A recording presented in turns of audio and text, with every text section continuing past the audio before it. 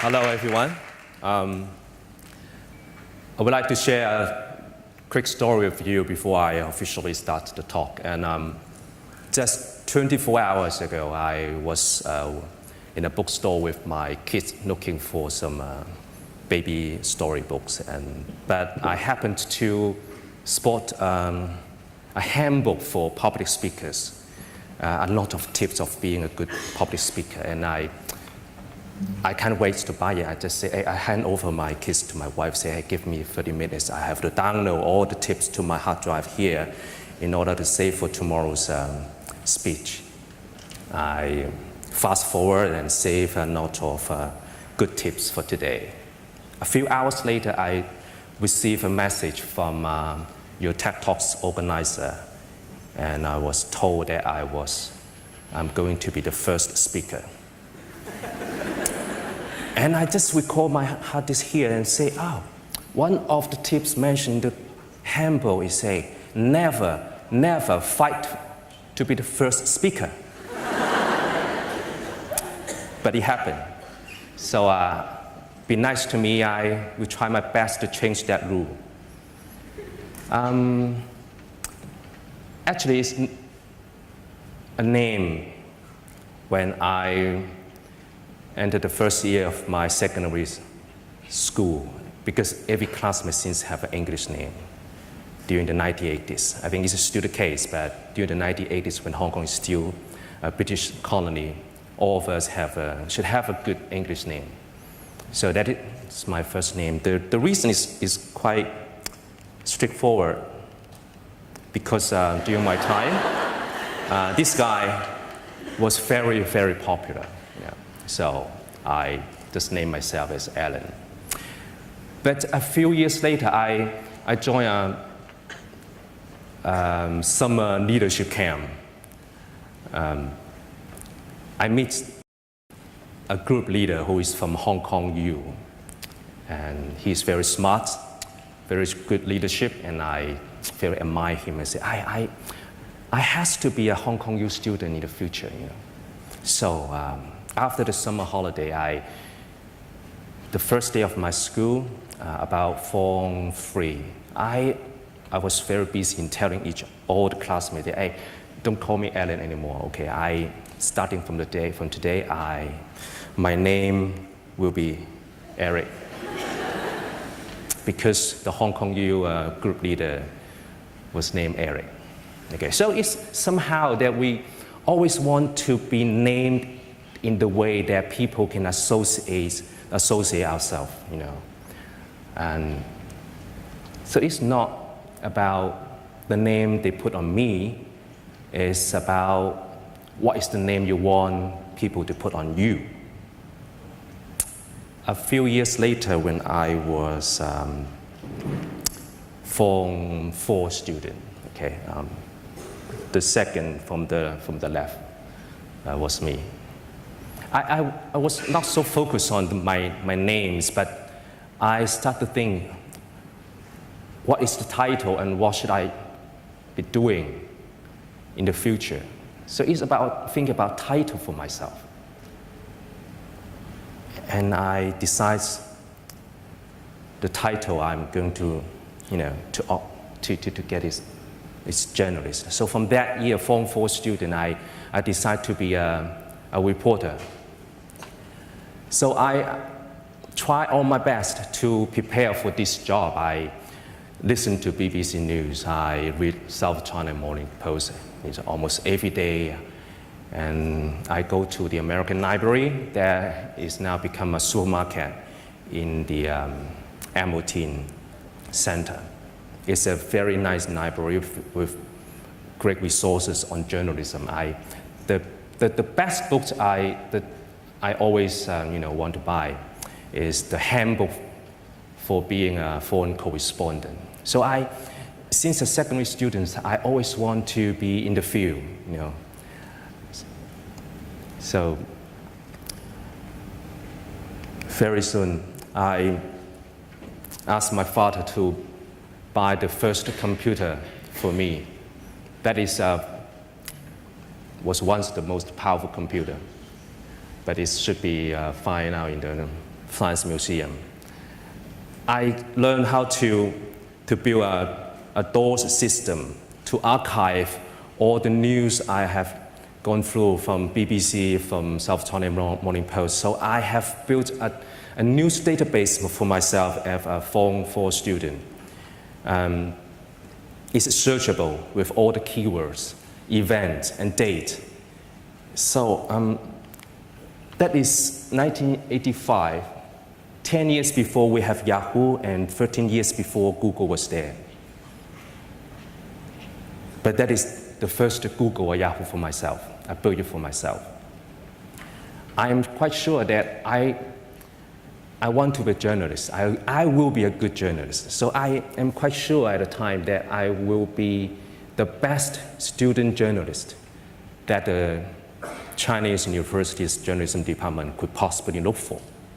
So the destination I set for myself is I have to be, with the Chinese University journalism department, so I could be a reporter, after graduation.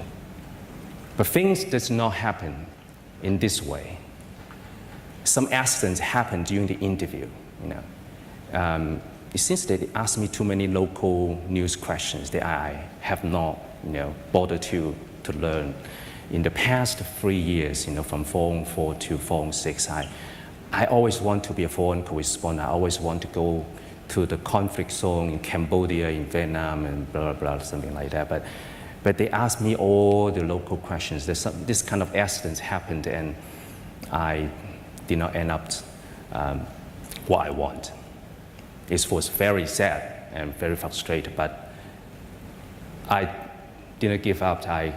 I keep dreaming being a journalist. So I end up in Xi'an College journalism. I don't care which college or which school I went. I just want to be there as a journalist in the end. So the institution is not a question for me. I can't wait. It's Eric, It's my first name card, And I work for the Hong Kong Daily News as an international news translator before my formal graduation from journalism. That was year 2. Because I want to be in the field, so I asked my editors if I can pay for myself to go somewhere else, like Vietnam, like Cambodia, with my day off, so the newsroom does not need to pay for me for doing this, but you just publish my news, that would be great. And very lucky that I have a very good supervisor, and he agreed for me to pay for myself for my assignment. My first trip is to Cambodia. That is the first news assignment in my journalistic life. That is refugee camps in Thai-Cambodia border. I was, once I entered the camp, I don't speak Cambodian language, the Khmer language. So I have problems of communicating with the locals, the refugees, and little kids around 12 years old came forward and volunteers to be my interpreter. So this kid becomes the first fixer for my journalistic life. I meet a lot of fixers later on when I become a formal reporter, but this kid was my first fixer to help me in the news assignment on a foreign soil. About 10 years later, I received an international call from Cambodia at my home. Someone on the phone in the other end was a man, and speaking English, he said, "Hey, Mr. Ng, do you remember me?" I don't really remember who is it, but he said, I'm the Cambodian boy. You met in the refugee camp some 10 years ago. I said, I remember, but the first thought in my mind is, maybe he's run into trouble and is seeking my help. I worry a little bit about what kind of help he might ask. He told me that he was just employed by the Reuters news agency in Phnom Penh, the capital of Cambodia. So, a 10 or 12 years kid who was born in the Cambodian refugee camps, he have not seen the outside world since his birth. Set his own vision after meeting me as the reporter in the refugee camp. And he told me that he want to be like me one day since we met. So that somehow I brought a visions to him in the refugee camp, which is in the jungle, no electricity, no toys. And in the end, he made it because somehow I put a name on him and he achieved what the name should be.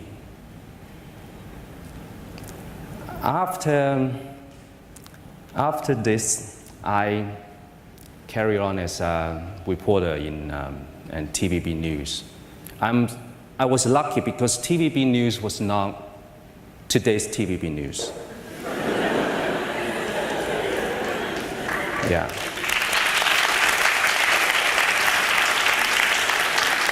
When I was with TVB from 1992 to 2001, TVB was so credible. The whole public trusts what the TVB News reports. Somehow, and sometimes, and most of the time, the press conference, they wait for TVB crews to arrive, even they are late. They want to be shown on TVB News at 6:30 every night, because they know when TVB News reports the press conference, the press conference becomes a credible press conference. So I was lucky, because that is important to be credible as a reporter, as a newsroom, as a news organization. And I built up my own credibility as a reporter with TVB because, TVB have a very high rating. Not only the public watch TVB, even the press industry, the newspaper reporter, the radio reporters, they watch TVB 6:30 news every night in order to somehow to copy, rewrite the TVB news as their news, because they trust TVB, So that's so important for the society have a trust news source or news organization.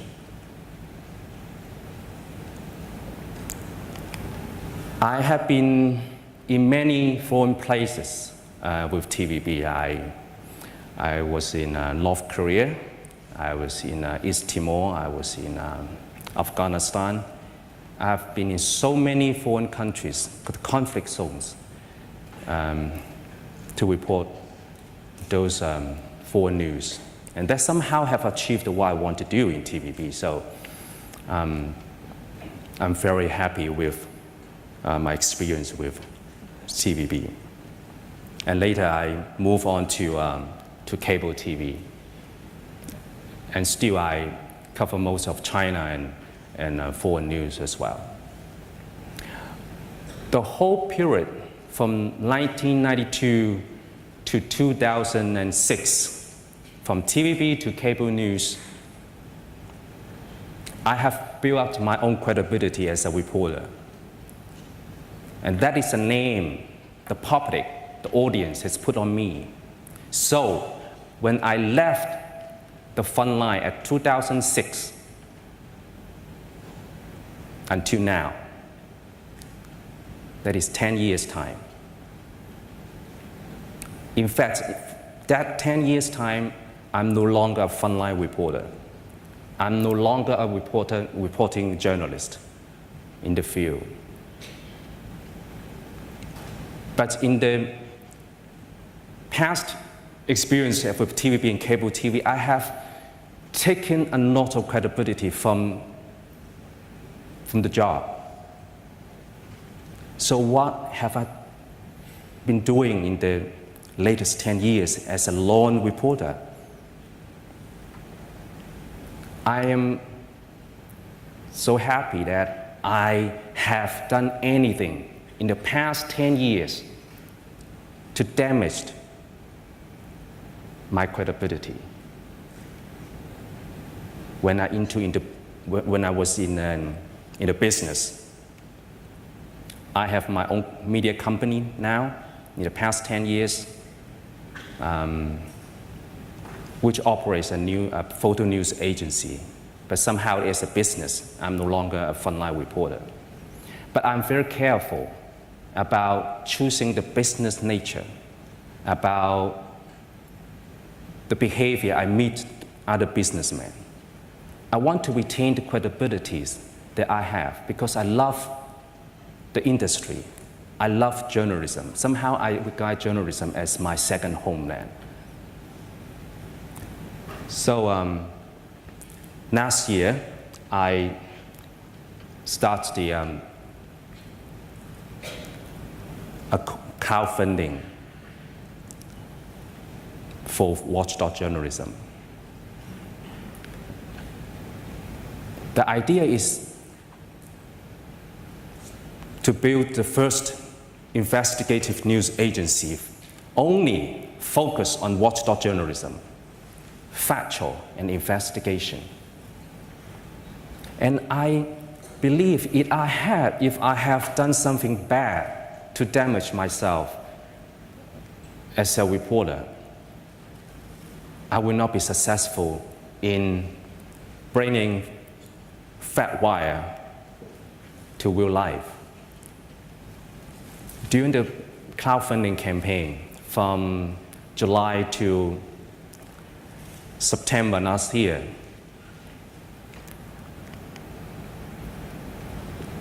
it has received 3,300 people, the public's money, to establish this news agency. That is the most successful journalism crowdfunding in Asia.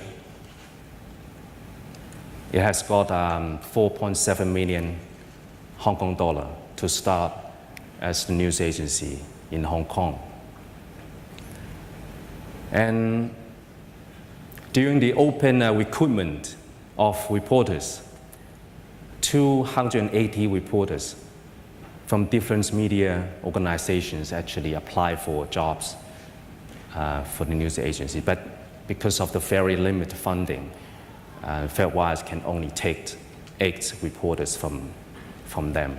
And in the end, 8 reporters from Ming Pao, from Apple Daily, from Next Magazine, from RTHK, from the Oriental Press, and Singtao Daily have become the first founding editorial team of FedWire.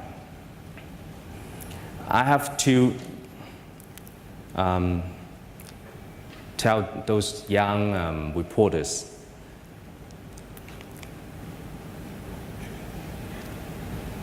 I told you before that I always want to be a foreign correspondent. But now I have changed. I think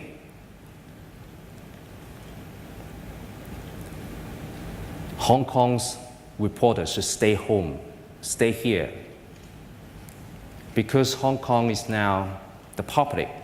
They have seen more questions than answers in many issues of public interest. And that needs good and smart journalists to find the answers for them.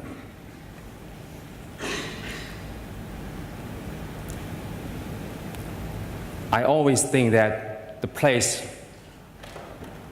or country that needs good and smart journalists the most is the place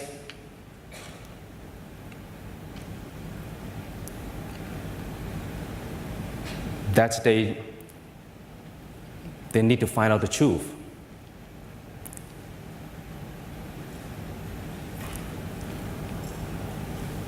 If Paris have AFP,